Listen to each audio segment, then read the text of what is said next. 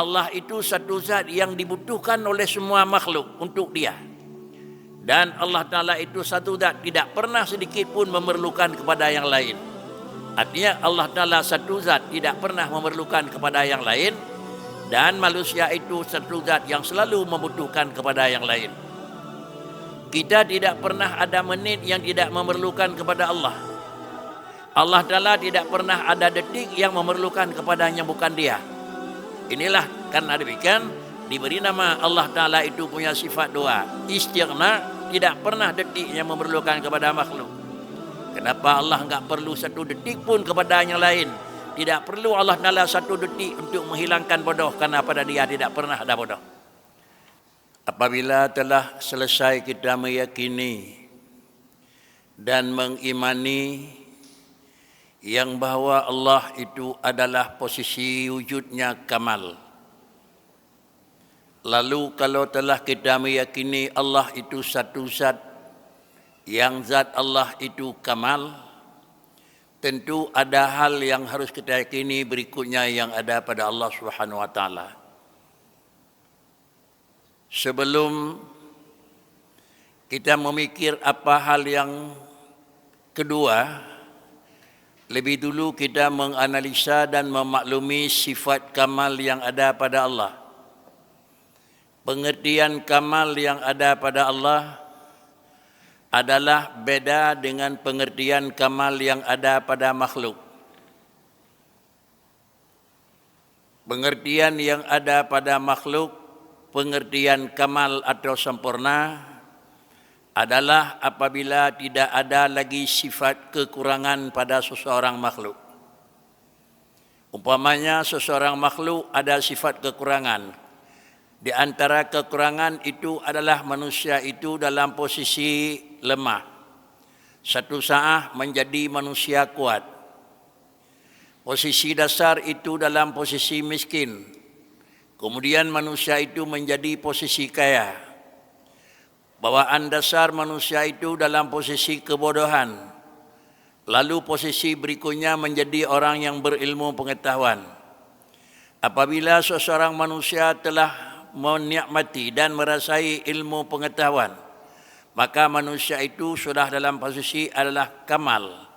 Kenapa dia sempurna? Karena tidak ada lagi sifat kurang. Seseorang yang kaya sudah dianggap dalam murid manusia itu manusia yang bagus. Kenapa? Karena pada manusia yang kaya itu tidak ada lagi sifat kurang, yaitu miskin. Seseorang manusia yang sudah ada dianggap itu sudah baik. Dikarenakan karena pada manusia itu sudah hilang apa yang belum ada. Ini adalah kamal yang ada pada makhluk. Jemaah yang terhormat, nama yang sama tetapi dasar yang berbeda itu wajib kita mengetahui antara Allah dengan makhluk. Kalau pada Allah Ta'ala ada juga nama wujud, ada juga nama itu kudrah kuat. Pada manusia juga ada nama juga wujud, dan nama juga ada nama yang kuat. Tetapi yang harus kita mengetahui adalah nama yang sama, tetapi adalah hakikat yang berbeda. Bagaimana perbedaan antara sesuatu yang ada pada manusia, yang telah kita anggap itu manusia itu sudah dalam posisi sempurna? Yang pertama harus kita yakini dia harus hilang dulu sifat kurang. Kenapa harus hilang sifat kurang baru manusia itu sempurna? Karena sifat kurang itu sifat bawaan dasar manusia. Kalau manusia telah kita anggap dia sebagai manusia yang kaya, harus kita yakini yang bahwa sifat miskin tidak ada lagi pada manusia. Kenapa harus kita yakin miskin sudah tidak ada lagi? Dikarenakan karena manusia dilahirkan di permukaan dalam posisi adalah memang posisi dia miskin. Seorang manusia telah mendapat ilmu pendidikan sampai kepada tingkat yang paling tertinggi. Lalu kita yakini yang bahwa kalau mungkin manusia telah memiliki ilmu pendidikan tingkat yang paling tinggi, kita meyakini karena manusia itu telah hilang sifat adalah kebodohan. Apakah manusia itu lahir bodoh? Apakah manusia itu lahir miskin? Apakah manusia itu lahir dalam keadaan tidak mengerti apa-apa? Harus kita yakini. Dikarenakan karena keyakinan kita manusia dalam posisi lemah, kurang dan bodoh itu adalah sesuai dengan apa yang telah Allah sampaikan kepada kita sendiri. Saya jadikan kamu wahai manusia dalam posisi dhaifah. Bicara Allah Ta'ala menyatakan kami jadikan manusia wa khuliqal insanu dhaifah. Kita dalam posisi lemah. Sedangkan satu saat sudah menjadi dia berjalan, waktu lahir dalam posisi lemah, enggak bisa jalan, masih merangkak. Dan yang kedua, kita meyakini kamu waktu saya lahirkan di permukaan bumi dalam posisi kamu bodoh. Kalimat Allah menyatakan la ta'lamuna syai'a. Wallahu akhrajakum min butuni ummahatikum la ta'lamuna syai'a. Bagaimanapun kamu telah dalam posisi, bagaimanapun kamu telah mendapat apa yang telah kamu dapati, tetapi harus kamu meyakini waktu kamu lahir di permukaan Allah dalam posisi la ta'lamuna syai'a. Semua kamu dalam posisi bodoh. Kalau sudah manusia itu menjadi seorang yang pandai, harus kita yakin bodoh harus hilang dulu. Karena tidak mungkin ketemu bodoh dengan kira-kira pandai, tidak mungkin ketemu lemah dengan kuat, tidak mungkin ketemu ada dengan tidak ada. Karena dua lawan mustahil bertemu dalam satu saat dan pada satu tempat.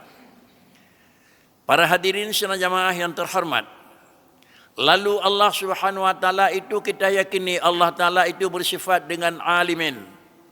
Allah taala itu zat yang alimun. Kita yakini Allah taala bersifat dengan sifat qadirun, dia zat yang mampu dan kuasa. Dan kita yakini bahwa Allah taala itu zat dalam posisi ghaniyun, dia zat yang memang kaya.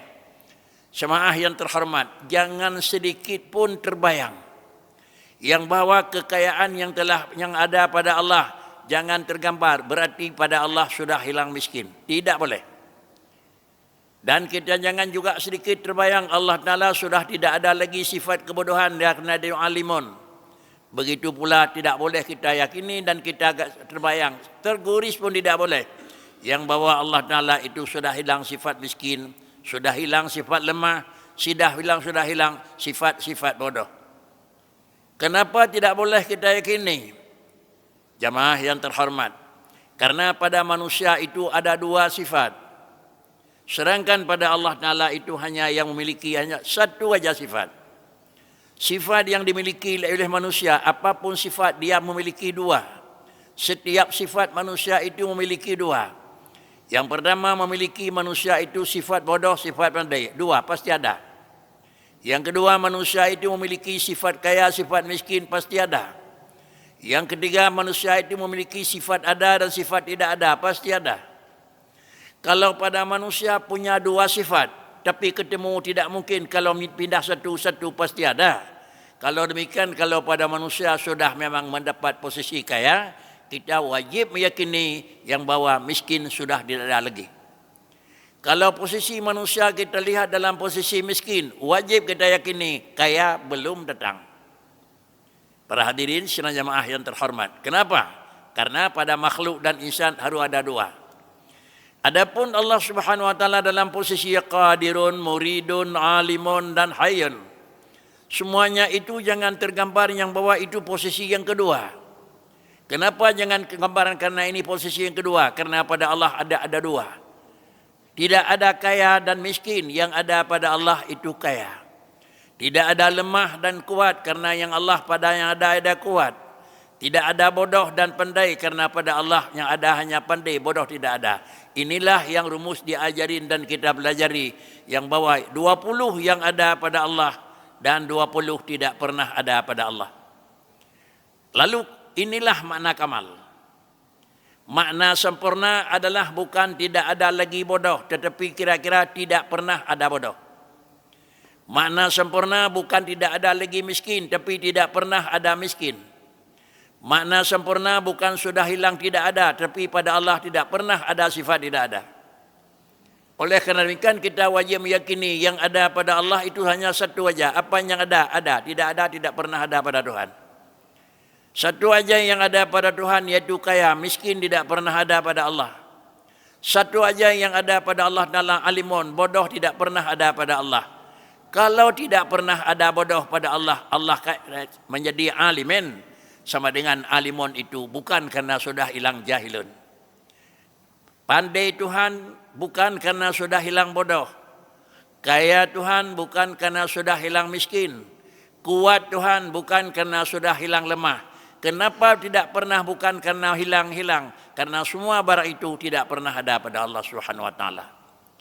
Justru karena demikian, maka karena demikian dinamakanlah Allah Ta'ala itu zatun kamal, satu zat yang kamilin. Dia sempurna. Kalau demikian kita meyakini kita ini apakah makhluk yang sempurna atau makhluk yang kurang. Siapapun kemanapun kita tetap dalam posisi kurang.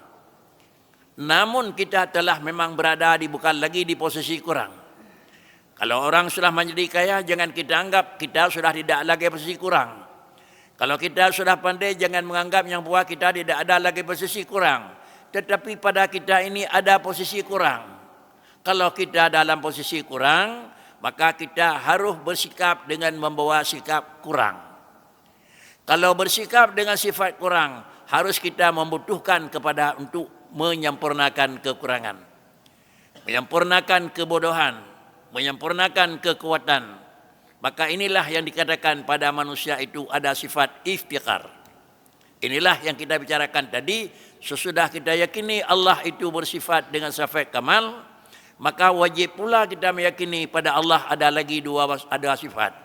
Istilah yang selalu diajari dan kita pelajari di mana tempat pengajian. Allah itu adalah bersifat dengan istighna dan iftiqar. Apa itu istighna dan iftiqar? Allah itu satu zat yang dibutuhkan oleh semua makhluk untuk dia. Dan Allah Ta'ala itu satu zat tidak pernah sedikit pun memerlukan kepada yang lain. Artinya Allah Ta'ala satu zat tidak pernah memerlukan kepada yang lain. Dan manusia itu satu zat yang selalu membutuhkan kepada yang lain. Kita tidak pernah ada menit yang tidak memerlukan kepada Allah. Allah Ta'ala tidak pernah ada detik yang memerlukan kepada yang bukan dia. Inilah karena demikian diberi nama Allah Ta'ala itu punya sifat doa. Istighna, tidak pernah detik yang memerlukan kepada makhluk. Kenapa Allah enggak perlu satu detik pun kepada yang lain? Tidak perlu Allah Ta'ala satu detik untuk menghilangkan bodoh, karena pada dia tidak pernah ada bodoh. Tidak pernah satu detik pun memerlukan kepada memang untuk menghilangkan, untuk kuat, karena pada Allah enggak pernah ada lemah. Begitu pula lah tidak pernah satu detik pun Allah Ta'ala dalam posisi tidak ada, sehingga supaya Allah ada orang yang menjadikan supaya dia ada. Oleh kerana demikian, Allah itu kaya dari, diberi nama dalam pandangan akidah, Allah itu kaya ibtidaan dan kaya dawama. Artinya Allah ada, tidak perlu kepada apapun. Dan Allah dalam posisi sekarang yang kita yakini zat yang Allah Ta'ala yang ada, tidak memerlukan kepada apapun. Ada Allah tidak memerlukan kepada siapa yang menjadikan. Dan kemudian Allah yang kita yakini ada, tidak perlu siapa yang harus mengatur dan menjaga dia. Para hadirin sidang jamaah yang terhormat, inilah yang dikatakan Allah Ta'ala itu dalam posisi ghaniyun. Dan Allah Ta'ala dalam istilah kitab adalah istighna, ibtidaan wa dawama. Balik. Kalau kita tadi dalam posisi iftiqar, membutuhkan, tentu kalimat membutuhkan itu memerlukan penjelasan. Untuk siapa yang kita butuhkan? Kita manusia yang membutuhkan. Siapa yang kita butuhi? Dan kepada siapa yang kita butuhkan? Sebelum kita memerlukan untuk siapa yang kita butuhkan, periksa dulu apa yang ada pada kita sehingga memerlukan kepada orang lain. Umpama yang ada pada kita miskin, tentu kita memerlukan kepada orang lain untuk kira-kira untuk membantu menghilangkan dan menghilangkan kemiskinan yang ada pada kita. Tentu kita berpikir siapa yang saya cari supaya miskin yang pada saya ini hilang. Tentu secara pikiran yang normal yang kita cari adalah orang yang tidak pernah pada dia itu ada miskin. Kalau yang kita cari untuk menghilangkan kemiskinan yang ada pada kita, lalu yang kita cari juga orang itu ada pada dia miskin, enggak mungkin dia bisa menghilangkan miskin pada kita karena dia sendiri itu orang miskin. Oleh karena demikian, mau tidak mau kita kalau dalam posisi miskin memerlukan kepada yang tidak pernah ada miskin. Siapa yang enggak ada miskin? Allah. Kita orang bodoh memerlukan kepada siapa untuk bisa mengajari kita supaya kita jadi orang alim? Tentu kita membutuhkan kepada satu zat yang pada zat itu tidak pernah ada bodoh. Kalau orang yang kita butuhkan juga ada bodoh, kita juga ada bodoh. Istilah yang kita katakan sebagaimana seorang yang tidak punya mata ingin mendapat dan ingin mencari nafkah di jalan di simpang-simpang lampu merah, yang dipakai untuk kawannya juga orang buta. Sama dengan sudah dua jadi buta. Buta pertama memerlukan kepada orang yang ngawal dia, buta yang kedua juga memerlukan juga kepada orang yang ngawal dia. Kalau nambah orang buta yang ketiga, tambah lagi pengawalnya. Sehingga kalau 100 orang yang jaga orang buta, sama dengan sudah ada 100 orang yang jaga lagi. Ini risiko. Oleh kerana demikian, untuk siapa kita membutuhkan? Tetap kita membutuhkan kepada satu zat yang pada zat itu tidak pernah ada yang barang yang ada pada kita. Kalau pada kita ada miskin yang kita butuhkan, kita doakan, kita berhajat kepada zat yang pada zat itu tidak pernah ada miskin. Siapa? Allah Subhanahu wa taala. Kenapa tidak ada miskin pada Allah? Karena kaya. Karena kaya Allah tadi bukan karena hilang miskin. Siapa yang kita cari untuk mengajari kita? Allah. Kenapa tercari Allah mengajari kita? Karena kita dulu ada bodoh. Kalau Allah juga ada bodoh, enggak mungkin kita cari orang yang menghilangkan bodoh kita, dia juga orang bodoh. Tentu yang kita cari adalah zat yang tidak pernah ada bodoh. Siapa dia? Itu Allah Subhanahu wa taala. Kenapa Allah Taala itu memang pandai? Karena pada Allah tidak ada sifat bodoh. Bukan kenapa Allah Ta'ala itu bodoh. Karena Allah Ta'ala sudah tidak ada lagi sifat bodoh. Ini bukan.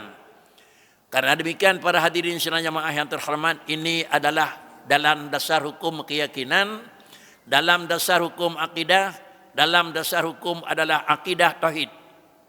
Jemaah yang terhormat, kalau begini rumusnya dalam keyakinan, apakah memang aman dan kita lihat dalam kenyataan bisa kita ikuti?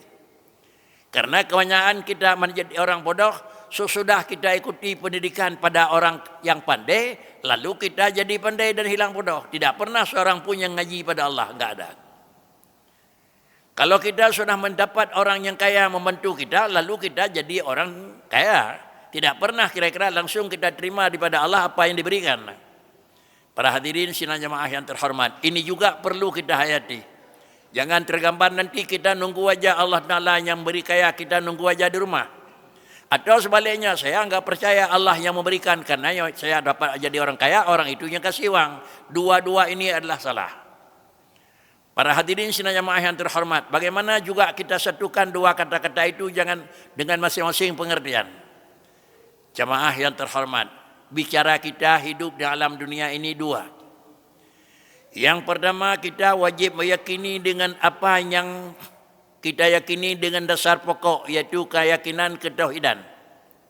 Yang kedua juga kita hidup dalam dunia ini, Allah menjadikan kita manusia yang ditaklif. Yang ditaklif kita ini bukan dengan apa-apa, ditaklif dengan syariat. Begitu Allah Ta'ala telah menjadikan makhluk hambanya yang jenis insan, jenis manusia, lalu Allah menjamin semua kebutuhan hidupnya. Allah menjamin semua kamu telah jadikan itu hak saya memberi nafkahmu. Tetapi juga bukan sekadar itu, Allah menurunkan syariat. Allah menurunkan aturan supaya kita jangan lepas satu daripada dua. Jangan berpegang dengan aturan dasar, tidak berpegang dengan syariat. Jangan berpegang dengan syariat sehingga hilang aturan dasar. Para hadirin sidang jemaah yang terhormat, kenyataan di lapangan pandai seorang melalui pendidikan di mana tempat pendidikan adalah perguruan tinggi, ada kala sekolah, ada kala yayasan, ada kala tempat pendidikan daya. Dengan itulah nampak mana manusia itu jadi manusia yang sempurna. Jadi manusia yang kaya dengan usaha, ada kala dengan pertanian, ada kala perkebunan, ada kala dengan perdagangan, ada kala. Sehingga lahirlah mereka itu menjadi orang yang kaya. Jemaah yang terhormat, coba kita temukan. Kalau kita Allah akan memberikan sesuatu, tadi kita berkeyakinan yang memberikan itu adalah Allah. Dan kita yakin pula setiap sesuatu Allah yang Allah beri pasti tidak akan menggeser. Kalau Allah ingin memberikan pasti dia akan jadi. Kalau Allah ingin menjadikan sebagai seorang dia orang kaya pasti jadi. Kalau Allah untuk menjadikan dia sebagai orang yang alim, pasti dia jadi. Kalau Allah ingin menjadikan dia sebagai orang yang sihat, dia pasti akan jadi. Lalu bagaimana kita meyakini? Allah Subhanahu wa taala juga menyatakan, saya akan menjadikan apa saja terhadapmu, tetapi kamu jangan lupa dan jangan lalai melihat. Barang yang saya jadikan kepada untuk kamu, kamu harus melihat dua. Yang pertama, kamu harus melihat dengan apa nampak jadi. Di mana nampak jadi. Dan dengan apa nampak jadi. Ini akidah. Kita harus melihat dengan apa nampak jadi. Bukan dengan jadi yang kita carakan. Jadi itu pulang Allah. Jadi itu urusan Allah. Jadi itu pemberian Tuhan. Jadi itu adalah kerjanya Allah. Lalu yang dituntut oleh Allah Ta'ala pada kita, wahai hambaku, saya akan menjadikan kamu sebagai orang kaya. Tetapi kamu jangan lupa melihat ya, dengan apa nampak jadi kaya pada kamu. Saya akan menjadikan kamu sebagai orang pandai. Kamu harus melihat dengan apa nampak jadi kamu orang pandai. Bukan saya tuntut, kamu lihat dengan apa jadi, dengan apa nampak jadi. Kalau Allah ingin menjadikan seorang hambanya kaya, nampak jadi dengan usaha. Adakala dia seorang petani, dengan tani dia kaya. Adakala seorang pedagang dengan perdagangan dia kaya. Adakala seorang adakala dengan itu nampak dia jadi. Kalau demikian, apabila Allah memberikan harta kepada seseorang, di situ ada dua. Ada yang menjadikan, ada dengan apa nampak jadi. Yang menjadikan Allah enggak nampak. Dengan apa nampak jadi nampak. Nampak jadi kaya dengan adalah jualan. Nampak jadi kaya dengan bertani. Nampak jadi kaya dengan apa yang lain. Maka sama dengan dia, kita harus masuk dalam sesuatu pekerjaan yang dengan dia nampak jadi. Jangan kita masuk supaya jadi. Jadi itu urusan Allah. Kita ditaklif, saya taklifkan kamu dengan apa jadi. Kalau kamu ingin pandai, biasanya nampak jadi kepandaian itu dengan pendidikan. Kamu harus masuk di pendidikan. Ini. Kalau kamu ingin menjadi sembuh, kamu biasa jadi sembuh dengan minum obat ke doktor. Kamu harus ke situ. Kalau kamu menjadi orang kuat, sama dengan kamu dengan harus meminum obat, kamu harus ke situ. Kalau demikian kita taklif dengan syariat, kalau kita menjadi orang yang pandai, jangan nongkrong tidak di pendidikan sekolah, tidak di pendidikan agama. Kenapa kita cari orang yang mengajar? Karena tadi yang memberi kepandaian itu Allah. Allah yang memberikan pandai, tetapi nampak jadi pandai dengan pendidikan. Kalau demikian kita duduk apa? Pendidikan. Para hadirin sidang jamaah yang terhormat. Oleh karena demikian, jangan kita memang nunggu Allah yang memberi kaya. Nunggu di rumah datang uang, enggak pernah ada. Jangan kita anggap yang bahwa saya memang jadi pandai dan jadi memang orang yang memang berilmu dengan guru. Sama dengan guru itu tidak pernah juga ada. Guru itu yang mengajar adalah dia itu tempat nampak jadi. Dengan dia nampak jadi. Jadi dengan guru, dengan pendidikan nampak jadi. Yang menjadikan Allah dan pada manusia itu nampak barang yang jadi. Sedangkan yang menjadi itu Allah Ta'ala. Yang menjadikan Allah dengan apa nampak jadi? Dengan pendidikan. Pada siapa nampak jadi? Pada orang. Kita sebagai manusia yang ditaklif, apa yang harus kita kerja? Jangan kita nunggu yang bahwa Allah menjadikan. Memang beginilah Allah menentukan. Ya, Allah menyatakan, uda'uni astajib lakum. Itu kata Allah. Uda'uni astajib lakum. Kamu masuk kira-kira dalam permintaan pada saya. Uda'uni, ini adalah doa. Kamu harus masuk di dalam doa. Minta pada saya akan terima permintaanmu. Minta pada saya akan mendapat memang permohonanmu. Kenapa Allah menyuruh minta pada dia? Karena dia itu adalah kaya. Kenapa Allah suruh minta pada dia? Karena dia itu alim. Kenapa suruh minta dia? Karena dia itu memang semuanya sifat yang mampu. Maka karenanya Allah mengajak kita untuk kamu minta sama saya. Karena sayalah yang ada sifat kaya. Jangan minta pada orang lain. Karena orang lain itu sama dengan kamu miskin. Kalau demikian jangan minta pada orang lain sama dengan orang lain itu tempat kamu minta melalui dia minta pada saya. Karena adat saya kata Allah menjadikan kaya dengan melalui permintaan usaha. Saya jadikan kamu orang alim dengan melalui pendidikan dan kamu belajar. Saya jadikan orang kamu jadi sehat dengan melalui makan. Kalau demikian dengan melalui obat. Oleh karenanya minta pada saya iaitu hakikat masuk di dalam minum obat itu syariat. Kalau demikian ini dasar. Kembali kepada ilmu kita.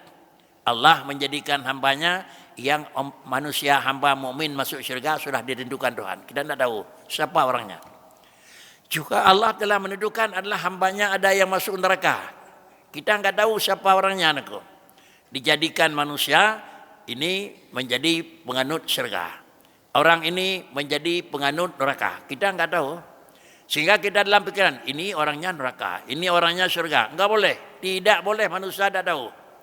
Tetapi kita ditaklif oleh Allah Ta'ala, diturunkan syariat.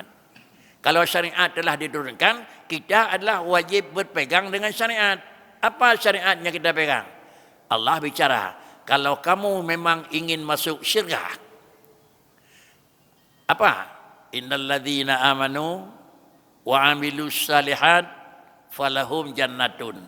Kalau kamu ingin beriman untuk saya dan kemudian sesudah kamu mengimani saya sebagai Tuhan kamu dan sesudah kamu mengimani saya sebagai yang memberikan untuk apa kepada kamu, wa amilus salihat, langsung kamu kerjakan dengan amal ya. Kalau yakin kamu saya yang memberikan kamu orang pandai, langsung masuk di dalam menuntut. Kalau kamu meyakini saya adalah orang yang memberi harta, langsung masuk dalam usaha. Kalau kamu ingin mengetahui saya yang mensembuhkan kamu, langsung masuk dalam obat. Ini sudah wa'amilus salihat. Kalau ini tanda telah kamu masuki, maka kalau kamu ingin beriman kepada saya dan kamu ingin salat. Salat itu bukan dengan salat masuk surga, tetapi bukan salat yang memasukkan syurga, tapi salat itu adalah tanda yang bahwa itu salah satu daripada tanda masuk syurga. Ini syariat. Kita tidak pernah ditaklif dengan hakikat, tetapi kita ditaklif dengan syariat. Kalau demikian, seorang manusia sudah mukmin, seorang manusia sudah taat. Manusia itu bagaimana kita yakin? Dia penghuni syurga. Tahu kita itu hukum Allah. Kita enggak perlu tahu ilmu Allah. Kita tahu syariat yang diturunkan oleh Allah. Karena Allah Ta'ala tidak ada perbedaan antara perkataan dengan syariat. Lalu kadang kedua, manusia itu adalah orang yang memang kafir. Innal ladzina kafaru wa kadzabu. Kamu kafir dan kamu kemudian juga memang ada kira-kira maksiat. Kalau kamu kafir dan kamu melakukan maksiat, kamu adalah saya masukkan di alam neraka. Kenapa di situ kita meyakini orang kafir dan orang maksiat masuk dalam neraka? Karena tanda masuk syurga sudah kita maklumi dan tanda masuk neraka sudah kita maklumi. Kalau sudah ada tanda tetapi kita enggak mau masuk, tulisnya warung kopi. Sedangkan kita orang haus. Lalu toko kelontong, sana kita masuk, mesti menghilangkan haus. Menghilangkan kehausan tulisan toko kelontong. Di situ minta minum, ini bodoh. Tapi kalau kita orang lapar, warung nasi, di situ masuk.